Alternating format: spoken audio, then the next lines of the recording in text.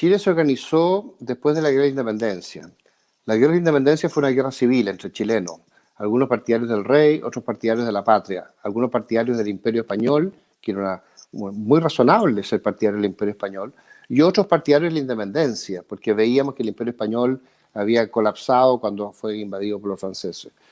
Bueno, los que pelearon esa guerra de independencia eran milicianos, eran civiles entrenados militarmente. El porcentaje de militares profesionales que peleó en la guerra de independencia, en la campaña de la Patria Vieja, la campaña de la Patria Nueva, en la campaña del Perú, en la campaña de la Guerra Muerte, que duró décadas.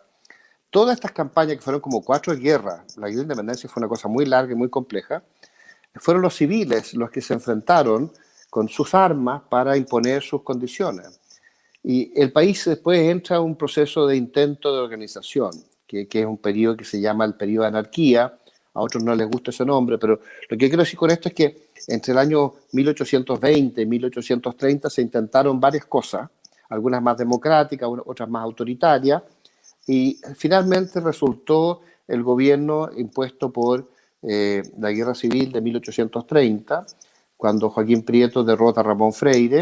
Un año y medio después Prieto es elegido presidente, y él con un montón de ministros hace una constitución y empieza a ordenar el país. Pero una de las cosas notables de cómo se organiza el país es que se impone la idea de la Guardia Nacional, que los civiles se entrenen militarmente desde niños, de por vida, y paralelamente a sus actividades civiles, en el comercio, en la industria, o en el campo, o en la navegación, en fin, cuando hacían cabotaje, en lo que sea la actividad que ellos hicieran, fueran mineros, paralelamente ellos se entrenaban militarmente desde niños. Los peones, los inquilinos, los obreros eran soldados, los patrones, los empresarios eran oficiales. Y bueno, así se fue creando una Guardia Nacional que ayudó a poner orden en Chile.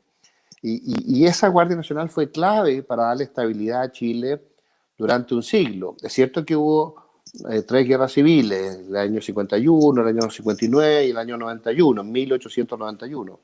Pero estas guerras civiles fueron siempre ganadas por la Guardia Nacional, y ellos lograron restablecer el orden, la disciplina, la democracia y el desarrollo.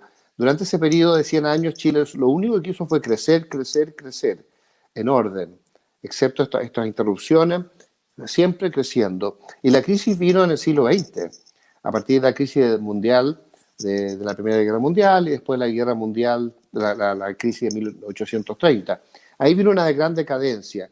Pero curiosamente ahí se empezó a prohibir que los civiles tuvieran armas. Mientras tuvieron armas los civiles en la Guardia Nacional, mientras los chilenos coparticipaban en la defensa del país, ganamos todas las guerras, en primer lugar. Pero se mantuvo un país muy ordenado.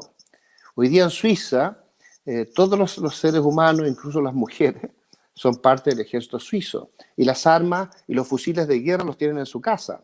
En Suiza no hay un robo, en Suiza no hay desorden, reina la disciplina.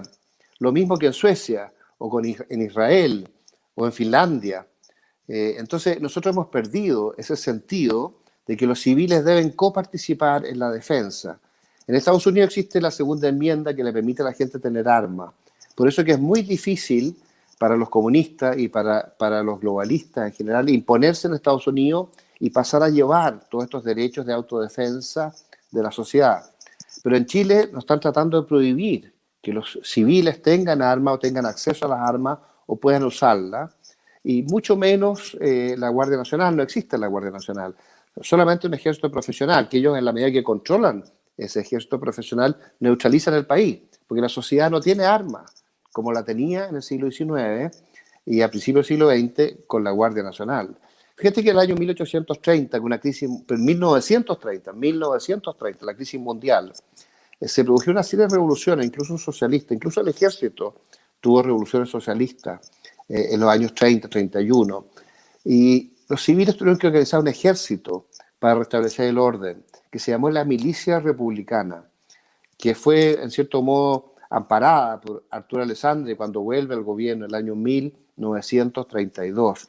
Y se crea un ejército que al principio era de 1000 hombres, el ejército profesional tenía 19.000 hombres, se reían de estos 1000 civiles que andaban jugando a los soldaditos, pero después eran 15.000 hombres, y después eran 35.000, y después eran 72.000 los miembros de la Guardia de la Milicia Republicana, que era una especie de Guardia Nacional.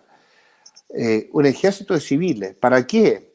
¿Para hacer golpe de Estado? ¿Para hacer arbitrariedades? No, para restablecer el orden, para restablecer la república, para restablecer la democracia. Frente a la amenaza de las milicias socialistas, las milicias nazis de González Fonmaré, en fin, o todas estas aspiraciones de revolución bolchevique que tenían los comunistas que se estaban creando en esa época, siguiendo un poco el ejemplo de lo que había pasado en la Unión Soviética en 1917 al 21. Entonces ellos estaban tratando de copiar esos procesos revolucionarios. Un fenómeno paralelo se dio en Europa, que hubo mucha violencia también entre distintos sectores como consecuencia de la Primera Guerra Mundial, entre la Primera Guerra y la Segunda Guerra. Pero lo que te quiero decir es que los civiles, en un ejército civil que se llamó la Milicia Republicana, restablecieron el orden, restablecieron la disciplina del país, restablecieron la democracia, garantizaron las elecciones libres, impidieron que se impusieran estas milicias socialistas o comunistas o nazis que también se desarrollaron en el país. Con esto, ¿qué quiero decir? Que los civiles no pueden mantenerse al margen de su autodefensa y de la autodefensa de su sociedad. Y estas leyes que tratan de impedir a los civiles tener armas para defenderse son atentatorias contra todas las mejores tradiciones de la historia de Chile, que fueron las que permitieron que Chile fuera la primera democracia estable en Iberoamérica, y todavía lo somos. Y debiéramos mantenernos en ese estado y no debiéramos ser pasados a llevar para convertirnos en una Argentina o una Venezuela o una Cuba. Entonces, el asunto de las armas es una cuestión pendiente que hay que discutirla en el Congreso. La gente debiera tener derecho a tener más posibilidades de usar sus armas en autodefensa. No en agresión, sino en autodefensa.